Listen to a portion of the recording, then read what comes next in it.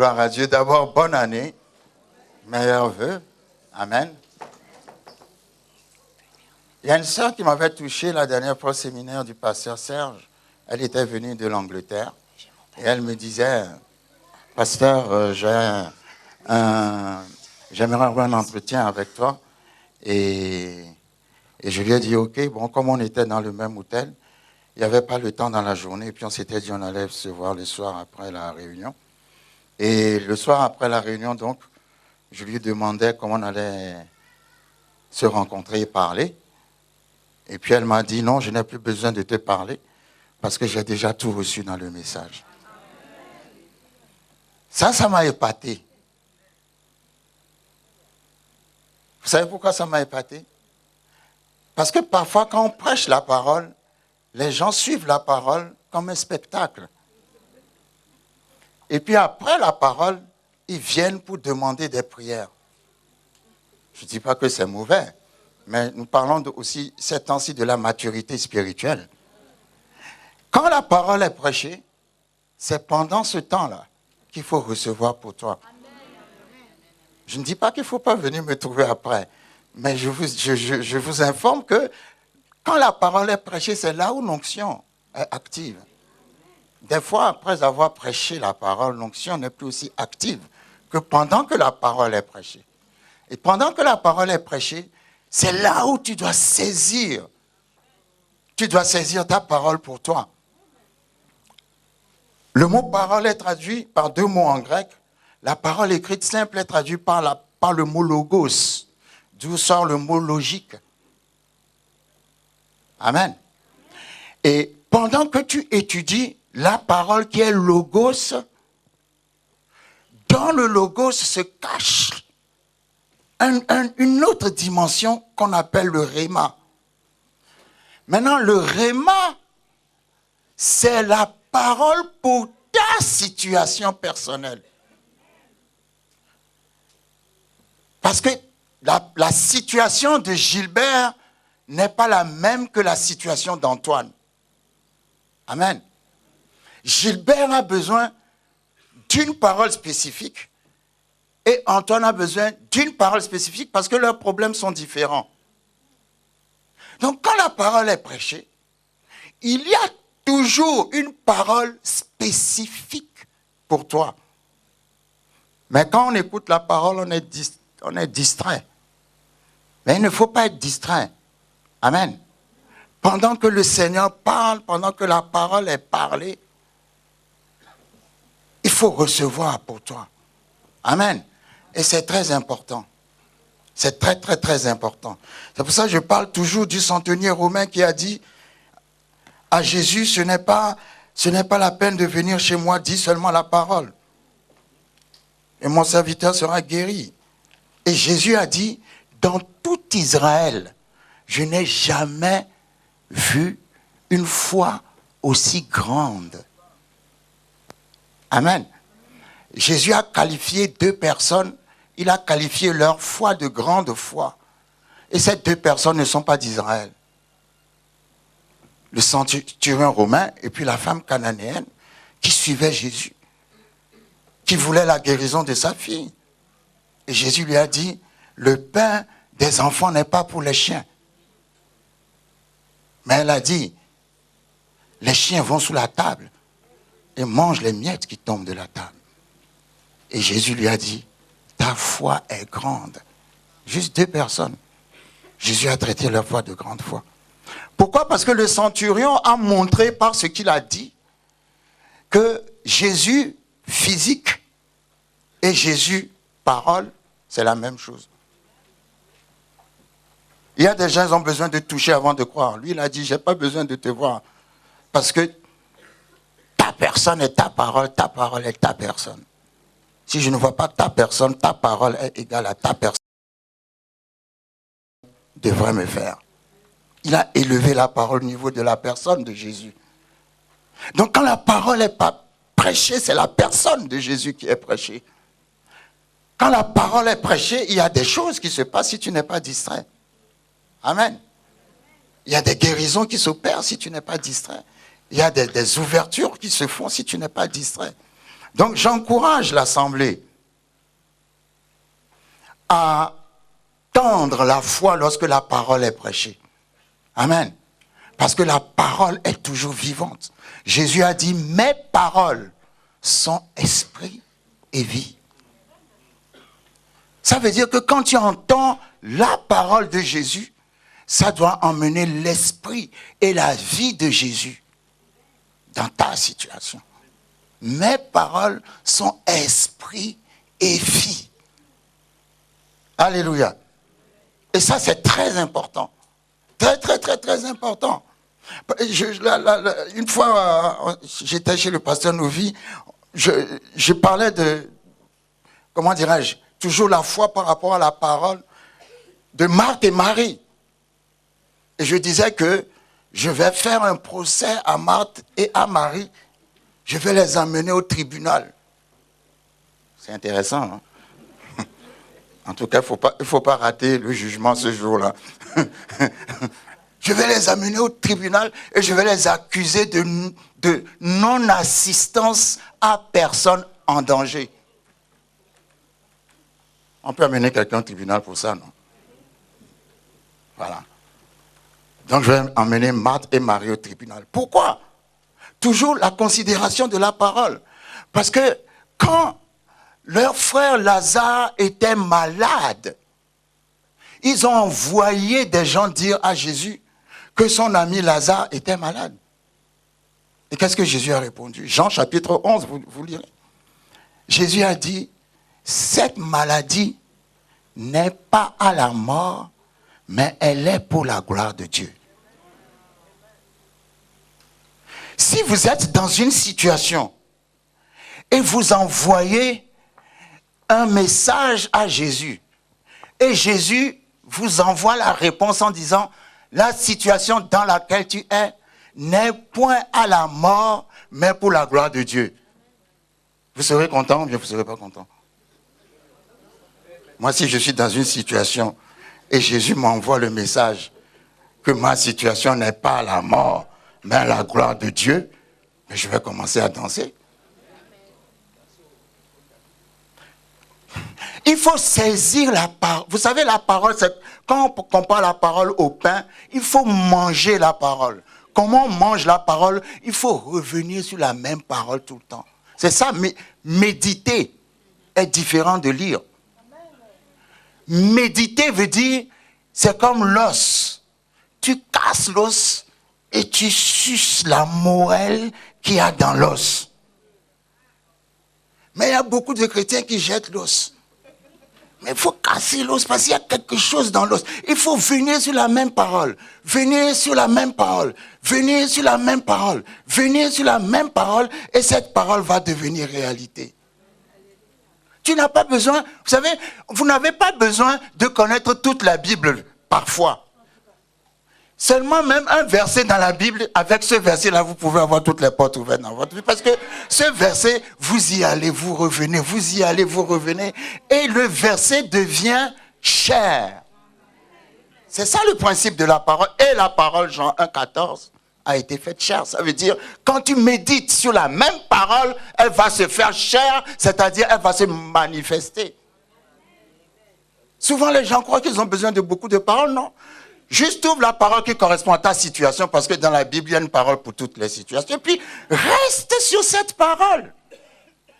Quand Jésus a dit, cette maladie n'est pas pour la mort, mais pour la gloire de Dieu, elle devait rester sur cette parole. Lazare, tu ne mourras pas parce que la parole dit que ta maladie est pour la gloire de Dieu.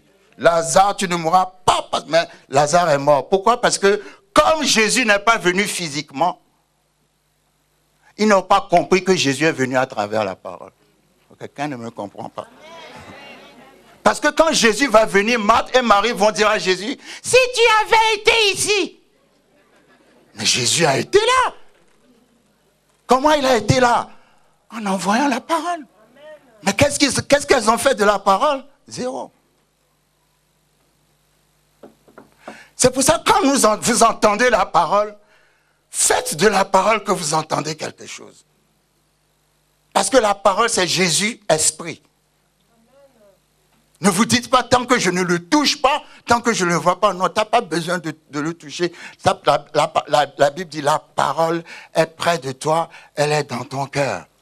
Elle est dans ta bouche. Amen. Donc la foi, c'est recevoir la parole tout simplement. Est-ce que vous me suivez? Reçois la parole et puis crois dans cette parole. Quel que soit ce que la situation dit, toi, ce n'est pas ton problème. Aussi longtemps que tu restes sur ce que Dieu a dit. Est-ce que vous me suivez? Nous avons déclaré que 2016, c'est l'année de la conquête. N'est-ce pas? Mais tu ne peux pas conquérir si tu n'as pas un esprit de conquérant. Il faut un esprit de conquérant. Un conquérant, quand d'abord le verbe conquérir suppose qu'avant de recevoir la chose, tu t'es battu. Amen. Tu t'es battu. Et au bout de ta bataille, tu as reçu. Donc tu as conquis la chose. La conquête, c'est le résultat d'une bataille. Mais pour faire la bataille, il faut avoir l'esprit de conquérant. Et c'est quoi l'esprit de conquérant? Je vous dis toujours, quand Israël était dans le désert et que Moïse a envoyé 12 espions pour aller voir la terre promise, dans Nombre chapitre 13, ils sont revenus et ils ont dit, le pays est bon, le pays est beau, tout ce que vous voulez, mais les habitants du pays sont des géants. Et nous sommes des sauterelles à côté de ces géants. Tu n'as pas la mentalité. La mentalité d'un conquérant ne résonne pas comme ça. Et sur les 12 espions, Josué et Caleb ont dit, le territoire, Dieu a dit qu'il nous l'a donné. Donc si Dieu nous l'a donné, allons et possédons-le. Ça, c'est la mentalité d'un conquérant. Et je dis toujours, le peuple d'Israël, dans le désert, ils étaient à peu près 3 millions de personnes. Donc sur 3 millions de personnes, il y a 2 personnes qui se sont opposées à leur façon de voir les choses. La mentalité de conquérant fera que tu pourras être seul contre toute ta nation. Mais tu ne suis pas ce que la nation dit, tu suis ce que Dieu dit. C'est ça la mentalité d'un conquérant. Un conquérant n'est jamais influencé. Mais un conquérant, c'est celui qui influence. Pour influencer, il faut avoir résisté. Il faut avoir combattu. Il faut croire tellement dans ta vision que même si le monde entier dit que tu as tort, toi tu dis j'ai raison parce que Dieu l'a dit. Donc tu ne vas rien conquérir en 2016 si tu n'as pas d'abord changé cette mentalité.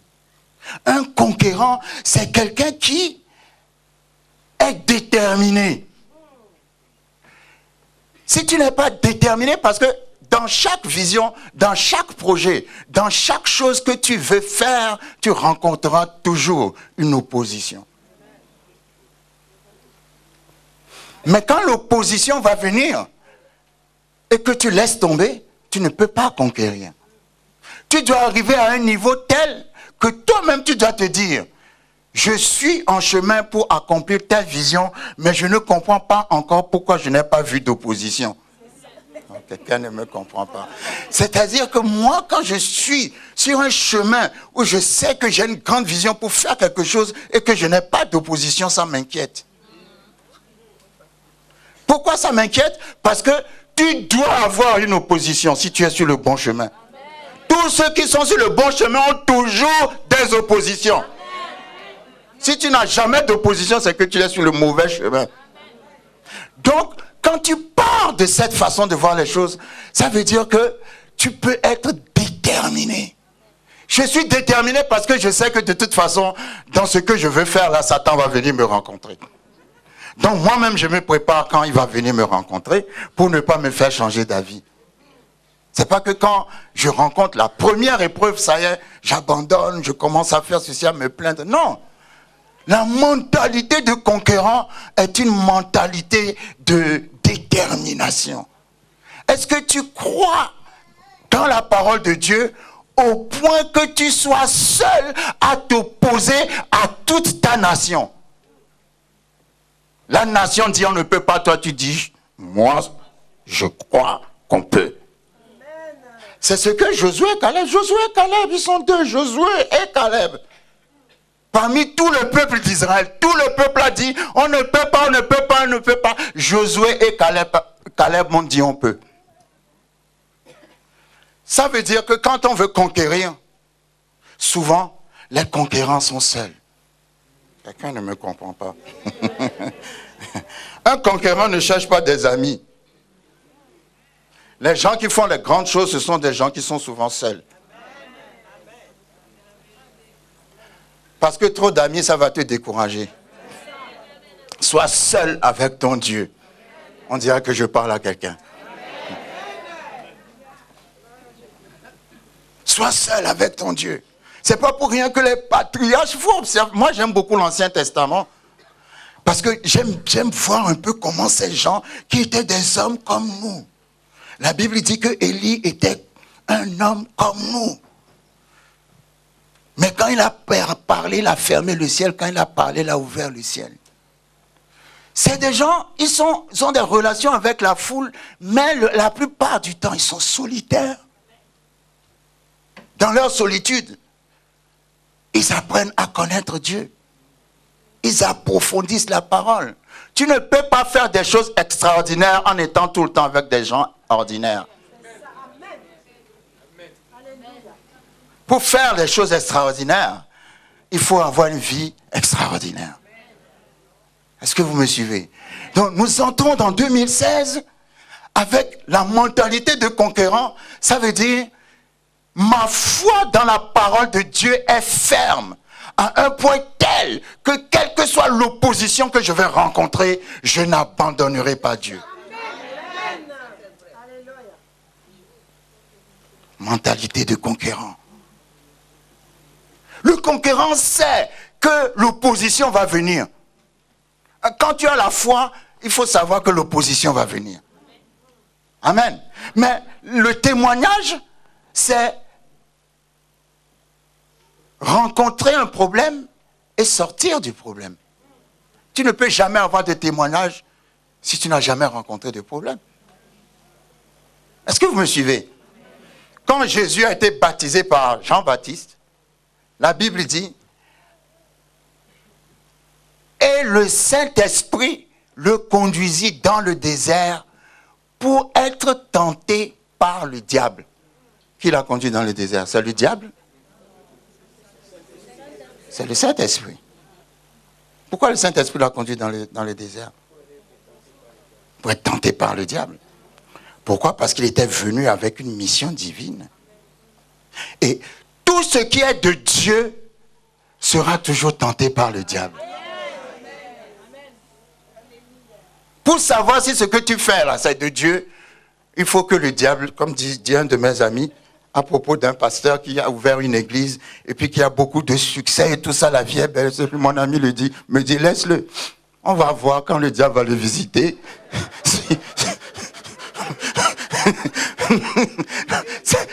C'est pas une mauvaise parole, hein, non.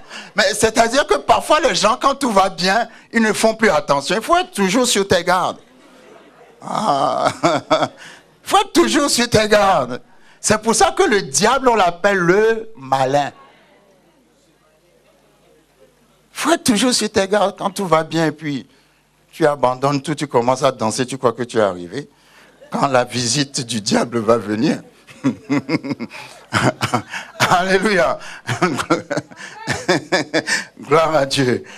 Le conquérant c'est quelqu'un qui pardonne.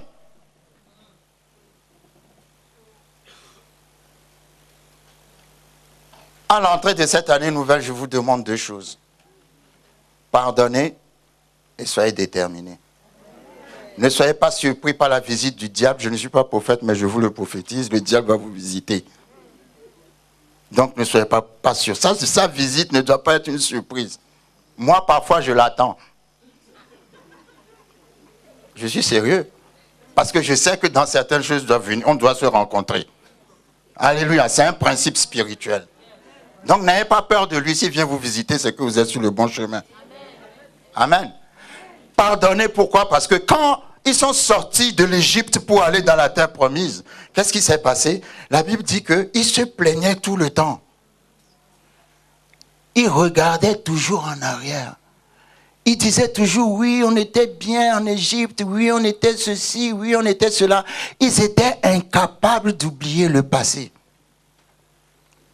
Il y a des gens qui sont incapables d'oublier le passé à cause du mal qu'on leur a fait.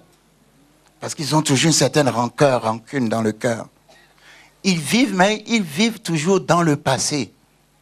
Si tu vis dans le passé, tu ne peux rien conquérir. On va te mettre dans un musée parce que tu deviendras quelqu'un du passé. Musée du Louvre. Alléluia. Ben oui, tu es tout le temps dans le passé. Un conquérant, vous allez remarquer, parce qu'il se plaignait tout le temps dans le désert, en regardant toujours dans le passé, ils sont tous morts dans le désert. Vous savez que ceux qui sont rentrés dans la terre promise, ce n'est pas ceux qui sont sortis de l'Égypte. Hein. C'est ceux qui sont nés dans le désert qui sont rentrés dans la terre promise, plus 2 personnes qui, eux, sont sortis de l'Égypte. Josué et Caleb. Josué et Caleb sont 2 personnages extraordinaires. Comment 2 personnes peuvent faire la différence sur au moins 3 millions de personnes? Dans cette nation, toi seul, tu fais la différence. Tous sont morts dans le désert, sauf Josué et Caleb. Pourquoi? Quand vous voyez Josué et Caleb, vous ne les entendrez jamais se plaindre sur le passé. Vous ne les entendrez jamais se plaindre sur quoi que ce soit, mais ils sont toujours prêts à faire ce que Dieu a dit. Si tu veux conquérir cette année, tu dois oublier ton passé. C'est simple ce que je dis, mais c'est fort.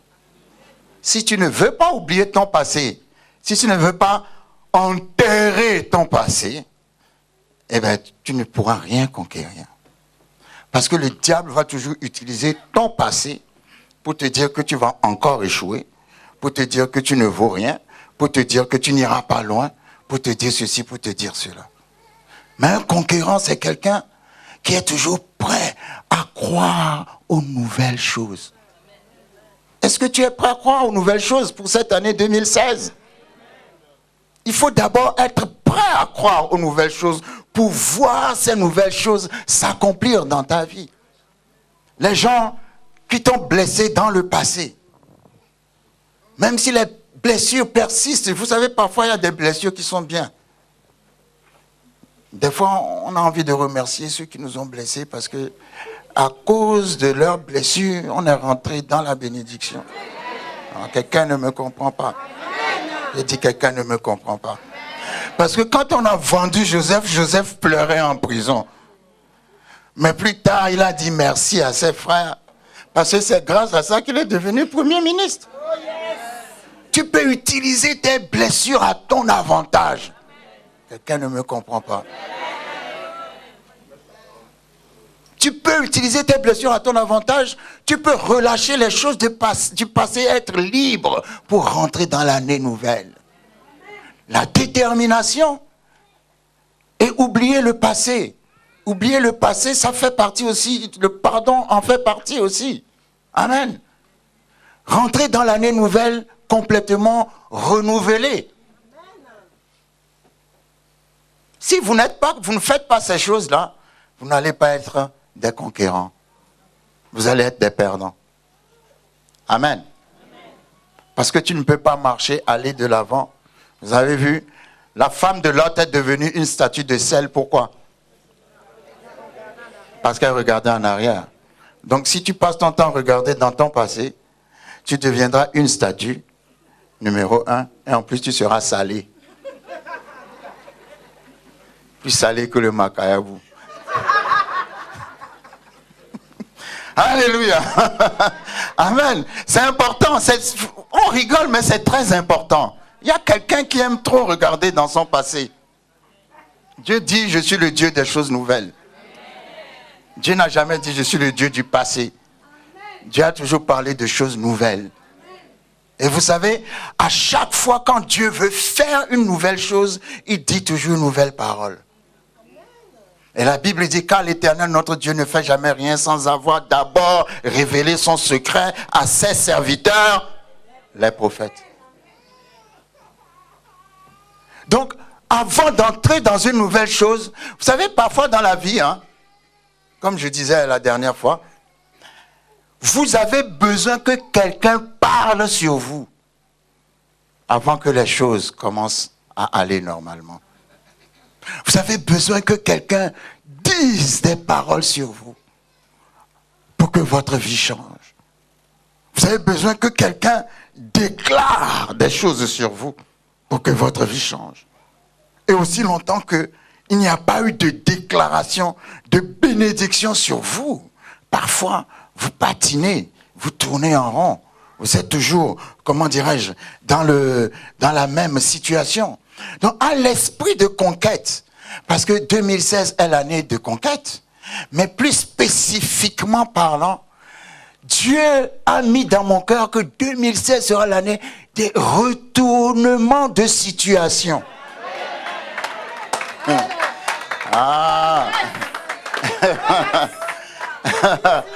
Retournement de situation. J'aime les retournements de situation. Parce que quand tu vois la situation, tu vois que la situation est en train de te conduire au cimetière et puis d'un seul coup tu te retrouves au palace.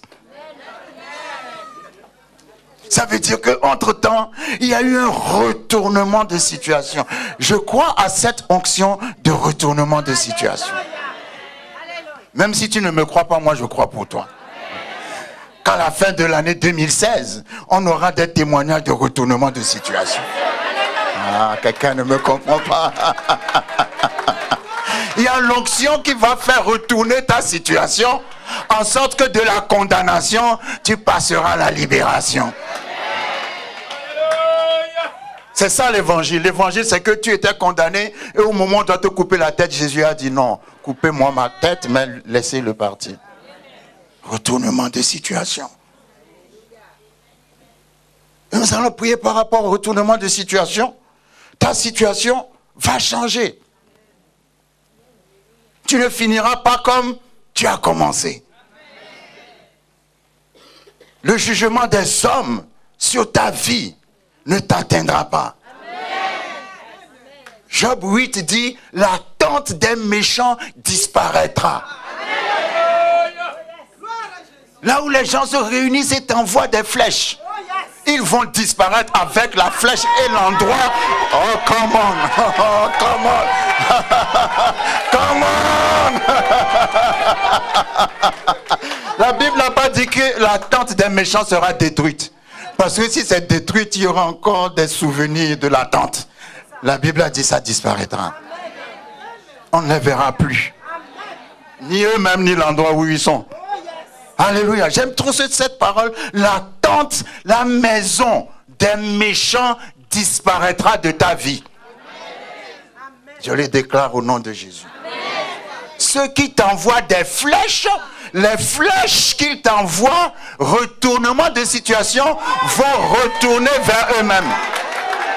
Nous le déclarons dans le nom puissant de Jésus. Et moi, je crois dans cette parole, je crois dans cette onction de retournement de situation. Que ta situation va retourner. Amen. Et je donnais le témoignage la dernière fois à Dublin, que dans notre église, il y a 10 ans, on faisait un séminaire intitulé « Du naturel au surnaturel ». Et le week-end de ce séminaire, Come on. Le week-end de ce séminaire, il y avait un frère qui est venu, il a nettoyé toute l'église, rangé les chaises. Moi-même, je me disais intérieurement, qu'est-ce qu'il a celui-là? Parce que d'habitude, je ne l'ai jamais vu faire ça. Et moi, je ne savais pas que c'était un frère qui n'avait pas de papier. Amen. Donc, il a nettoyé l'église juste avant le séminaire concernant le surnaturel. Et après le séminaire, j'ai appris qu'on l'a déporté. On l'a arrêté et qu'il va être déporté. J'ai dit, ah bon, ben je ne savais pas qu'il n'avait pas de papier. Et pendant qu'il était dans l'avion, l'avion est arrivé en Afrique au-dessus d'un pays. Les autorités du pays ont dit, nous ne voulons pas que cet avion traverse notre pays. Oh non, non, je n'ai pas encore fini. Je n'ai pas encore fini. Nous ne voulons pas que l'avion que nous sommes en train de voir là traverse le pays. Donc, que cet avion retourne d'où il est venu. Vous comprenez quand je parle de retournement de situation. C'est pas que la situation s'est retournée avant qu'il rentre dans l'avion. Ça dit tout se passe, ça dit tu es dans une situation, c'est fini. On a dit c'est trop tard. Il n'y a plus rien à faire. L'avion est revenu à Dublin. Et on a donné les papiers aux frères. Le frère a été déporté pour le Congo. Et la dernière fois quand j'en parlais, je disais, mais il est où le frère? On m'a dit qu'il est parti en vacances au Congo. Ah, come on! Dieu est puissant. Dieu est fort. Dieu fait des miracles. Il fait des signes et des merveilles. Je déclare sur ta situation, même si le juge a déjà parlé, je connais un Dieu qui n'a pas encore parlé. Ce Dieu va parler dans ta vie dans le nom de Jésus. Je dis ce Dieu va parler dans ta vie dans le nom de Jésus. Même si le roi a déjà parlé, je connais un roi des rois qui n'a pas encore parlé. Je suis venu dire à quelqu'un, Dieu dit je n'ai pas encore parlé. Les hommes ont parlé, les hommes t'ont enterré, mais moi je n'ai pas encore parlé. Parce que quand je vais parler, ma parole annule la loi. Je dis ma parole annule la loi. La loi qui te condamne, la loi qui s'oppose à toi, va être pour toi. Je le déclare dans le nom de Jésus. Sur la situation de quelqu'un, sur la vie de quelqu'un, que Dieu va te faire grâce. Dieu va te donner la faveur. Je dis Dieu va te donner la faveur. Laisse-les parler. Laisse-les se moquer de toi. Laisse-les te juger. Mais Dieu dit, je n'ai pas encore parlé. Je dis Dieu dit, oh come on, je n'ai pas encore parlé. Parce que quand je vais parler, oh come on.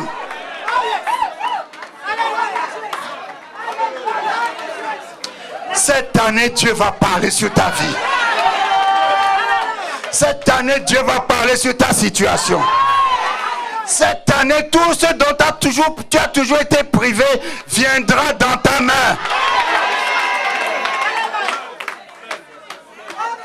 Ça va venir dans tes mains d'une manière surnaturelle. Vous voyez, hein? Parfois, quand on fait des déclarations, quand on dit des choses, on trouve que c'est trop simple. N'est-ce pas? N'est-ce pas que le nom du séminaire, c'est du naturel au surnaturel? Et que le frère a travaillé dans la maison de Dieu et puis on l'a mis dans l'avion. Eh bien, il a expérimenté le surnaturel. Parce que l'avion est parti, mais l'avion n'est pas arrivé.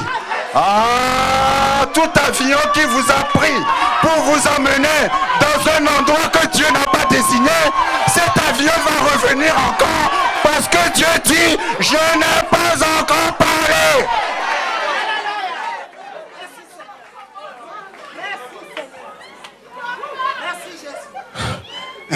Come on.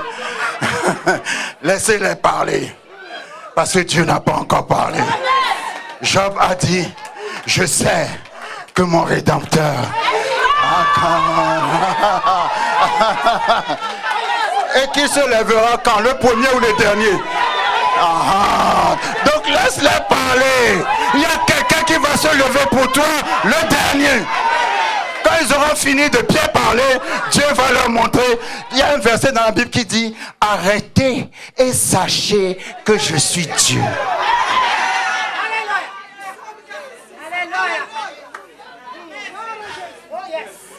2016, ils vont connaître ton Dieu. Le Dieu en qui tu crois, 2016, ils vont le connaître. La tente des méchants disparaîtra. Dans le nom de Jésus. Dans le nom de Jésus. La tente des méchants disparaîtra. Je le déclare au nom puissant de Jésus. Nous brisons toute malédiction de génération. Nous brisons les mauvaises paroles qui ont été déclarées sur ta vie. Nous brisons les pièges de l'ennemi sur ton chemin. Nous brisons toute malédiction qui s'est levée contre toi. Toute situation qui s'oppose à toi. Nous détruisons aujourd'hui dans le nom puissant de Jésus-Christ. Retournement de situation. Retournement de situation. In Jesus' name. L'avion est revenu à la case départ. Et je lui ai bien demandé, est-ce que les autres qui étaient avec toi étaient des chrétiens? Il a dit non, il était le seul chrétien. Dieu va changer la vie de ta famille à cause de toi. Quand ils vont voir la gloire de Dieu, ils vont dire, nous croyons en ton Dieu. Nous parlons toujours de Dieu. Tous les jours, tu vas à l'église, mais la situation ne change pas. Mais la situation va changer. La situation va changer. La situation va changer. Je le déclare au nom puissant de Jésus, Christ de Nazareth. La situation va changer. Le diable est un menteur. Le diable ne t'empêchera pas d'entrer dans ta destinée. Le diable n'empêchera pas la parole de Dieu de s'accomplir dans ta vie. Élisée a servi Élie pendant plus d'une vingtaine d'années. Il a été collé à Élie, fidèle à Élie, jusqu'au bout. Et Élie a dit, qu'est-ce que tu veux? Il a dit, je veux le double de ton esprit. Élie a dit, ça ne sera pas facile. Mais si tu vas jusqu'au bout. Il a été jusqu'au bout. Quand il suivait Élie, la Bible dit, les fils des prophètes disaient, oh, ne sais-tu pas que ton maître va mourir, va être enlevé aujourd'hui? Et Élisée leur disait, je le sais, taisez-vous. Que toutes les voix qui veulent vous contrarier en 2016 se taisent. Il se moquait d'Élisée, mais Élisée a servi jusqu'au moment où Élie a été enlevé. Et quand Élie a été enlevé, le manteau est tombé. Qui est l'onction? L'Esprit de Dieu. Et la Bible dit, Élisée a pris le manteau d'Élie. Il a dit, où est le Dieu d'Élie? Et quand il a frappé le Jourdain s'est divisé en deux. Parfois, pour que les choses se divisent et s'ouvrent pour toi, il faut avoir servi jusqu'au bout. Si tu n'as pas servi jusqu'au bout, les choses auront l'impression de s'ouvrir, mais quelque part, c'est toujours fermé. Mais si tu as vraiment servi, aucune opposition ne tiendra devant toi. Il a dit, où est le Dieu d'Élie? Et je dis toujours, les gens qui se moquaient de lui, la Bible les appelle les fils des prophètes. Ça veut dire étudiants. Mais Élisée a suivi Élie jusqu'au bout parce qu'il ne voulait pas rester étudiant. Il ne voulait pas rester fils de prophète. Il voulait devenir prophète. Il y a des fils de prophètes qui ne sont jamais devenus prophètes et qui veulent parler sur votre vie, mais que leur bouche se taise.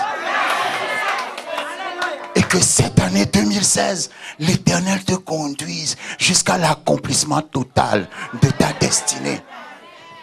Quand Élisée a commencé le ministère, je ne sais pas comment dénombrer, mais la connaissance m'apprend que Élie a fait 7 miracles et qu'il devait en faire 14. Mais après avoir fait arriver au nombre de 13, Élisée est mort.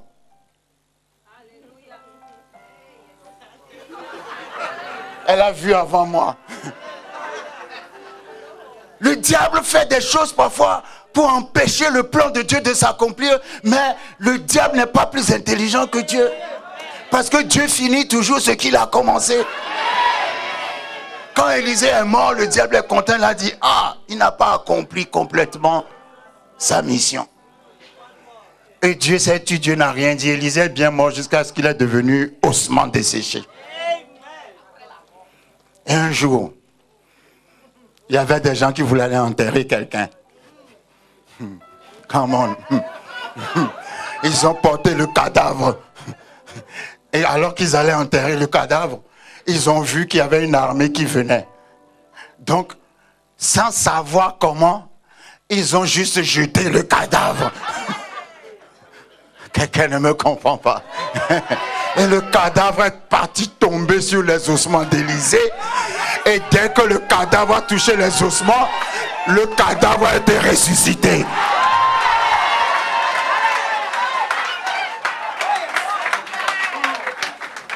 Ça veut dire que même mort, Élisée a accompli le 14e miracle. Est-ce que je peux dire à quelqu'un qu'en 2016, come on, le 14e miracle va se manifester dans ta situation? Parce que les gens croient que tu es déjà mort, mais ne savent pas qu'il y a encore l'onction sur tes ossements. Il y a de l'onction encore sur toi. Come on, cette onction peut donner encore la vie à beaucoup de rêves. Alors j'imaginais la scène. Ils ont jeté le cadavre et ils ont commencé à courir. N'est-ce pas? Parce qu'il y avait l'armée qui venait. Maintenant, le cadavre est ressuscité. Et lui aussi, il a vu l'armée. Donc, lui aussi, il a commencé à courir. Bon, attendez. Maintenant, le cadavre a dû courir et dépasser ceux qui l'ont jeté. Et ceux qui l'ont jeté ont dit, mais attends, mais est-ce que c'est pas celui qu'on a jeté qui vient de nous passer? Comment? Qui vient de nous dépasser, donc on va changer de direction. Alléluia. Gloire à Dieu. Le cadavre, vous savez, dans la Bible, il y a des choses qu'on n'écrit pas, mais qu'on peut imaginer. Parce que si eux, ils ont jeté le cadavre, ils ont fui. Donc comme le cadavre a ressuscité, lui aussi, il a fui. Oh, come on. Alléluia. Mais Dieu finit toujours ce qu'il a commencé. Pas d'avortement cette année. Toutes celles qui ont fait... Non, avortement, pour moi, quand je parle d'avortement, je parle de fausses couches. Toutes celles qui ont eu des fausses couches dans cette salle, je déclare sur vos entrailles. Ça y a une parole dans Hébreux 1 qui dit, car Dieu soutient toutes choses par sa parole puissante. L'anglais dit, Dieu soutient toutes choses par la puissance de sa parole. Que la parole puissante de Dieu rentre dans les entrailles stériles, rentre dans les entrailles où il y a l'esprit de mort. Tu n'auras pas de fausses couches cette année. Tu t'en souviendras, tu lui diras que le pasteur l'avait dit. Il n'y aura plus de fausses couches dans ta vie. Tout ce que le diable vient prendre dans tes entrailles, le diable ne le prendra plus dans tes entrailles. Je chasse tout esprit de mort en dehors de tes entrailles. Dieu soutient toutes choses par sa parole puissante. Il soutiendra ton bébé prochainement par sa parole puissante. Toute arme forgée contre toi sera sans effet. Ce que Dieu a commencé ira jusqu'à la fin. La semence deviendra une récolte. Aucun ennemi ne tuera la semence dans ton ventre. Je le déclare au nom puissant de Jésus. Que Dieu te soutienne par sa parole puissante. Dans le nom puissant de Jésus. La Bible dit que le Pharaon avait dit, si les femmes hébreues sont prêtes à accoucher, si c'est une fille, laissez vivre le bébé, mais si c'est un garçon, tuez-le. Et la Bible dit, les sages-femmes n'ont pas écouté le Pharaon. Et quand le Pharaon leur a demandé, pourquoi n'avez-vous pas fait ce que je vous ai dit? Elles ont dit au Pharaon, parce que les femmes hébreues ne sont pas comme les Égyptiennes. Parce que les chrétiennes ne sont pas comme les païennes. Car elles accouchent avant que la sage-femme arrive. Je le déclare sur ta vie. Tu accoucheras avant que celui qui est contre toi arrive. Quand il va venir, il verra que le travail a déjà été fait. Dieu va le précéder. J'aime bien quand Dieu précède le diable. Alléluia. Dieu va le précéder. Dans le nom puissant de Jésus. Dans le nom puissant de Jésus. Retournement de situation. Un homme qui s'appelait Aman et qui n'aimait pas les Juifs avait de la haine contre Mardoché, l'oncle d'Esther. Il haïssait tellement Mardoché. Et parce qu'il était le bras droit du roi, il a obtenu de la part du roi qu'il pouvait tuer tous les Juifs de la nation. Mais il ne savait pas que la femme du roi était juive. Je dis toujours, les gens ne savent pas encore qui vous êtes. Et lui-même, il a déjà envoyé les lettres et il a même dressé des poteaux dans sa maison pour pendre Mardoché. Mais la Bible dit, il y a eu un retournement de situation. Et quand le retournement de situation a eu lieu, c'est le même poteau qu'il a dressé pour Mardoché. Oh, come on. C'est sur ce poteau-là qu'on l'a pendu lui-même. Ton ennemi va tomber dans le piège que lui-même il a dressé pour toi. Il croit que c'est pour toi qu'il a dressé, mais il ne sait pas que c'est pour lui-même. Alléluia. Quand nous allons, je veux bénir par rapport à 9 bénédictions en ce début d'année 2016. Vous les avez déjà entendues, réentendues, mais ce n'est pas grave. Moi, j'aime répéter les choses. Il faut répéter les choses jusqu'à ce que ça rentre dans ton cœur. Le Seigneur m'a mis à cœur d'étudier les bénédictions des patriarches. J'aime lire les paroles que ces gens ont déclarées. Déclarées sur leurs enfants, leur famille avant de partir, avant de quitter ce monde. J'ai vu que Jacob avait béni ses tribus, ses enfants. Et j'ai vu que Moïse avait béni ses enfants. Dans leur bénédiction, il y a eu des paroles qui ont été dites, des paroles qui ont été données. Vous savez, comme je vous disais tout à l'heure, je dis que Dieu dit toujours quelque chose de nouveau pour qu'une nouvelle saison commence. Quand le peuple est arrivé au Jourdain, avant d'entrer dans la terre promise, Josué, après la circoncision, avant qu'il traverse le Jourdain, Dieu a parlé. Et Dieu a dit cette parole. Dans Josué chapitre 5, verset 9, la Bible dit, l'Éternel dit à Josué, aujourd'hui, j'ai roulé de dessus vous l'opprobre de l'Égypte. Avant qu'il rentre dans la terre promise, il fallait que Dieu parle cette parole. Pour toute nouvelle chose, il y a toujours une parole. Pour 2016, il y a une parole. Et alors qu'ils étaient au bord d'entrer dans une saison, un territoire nouveau, Dieu a dit, aujourd'hui, j'enlève la honte de l'Égypte de votre vie. Je prends cette parole comme une parole réma, je dis à quelqu'un ici, aujourd'hui, Dieu enlève de ta vie tout ce qui a été source d'échec, tout ce qui a été source de malheur, tout ce qui a été source de souffrance et de maladie. Dieu dit aujourd'hui, aujourd'hui c'est aujourd'hui, aujourd'hui je l'enlève de ta vie.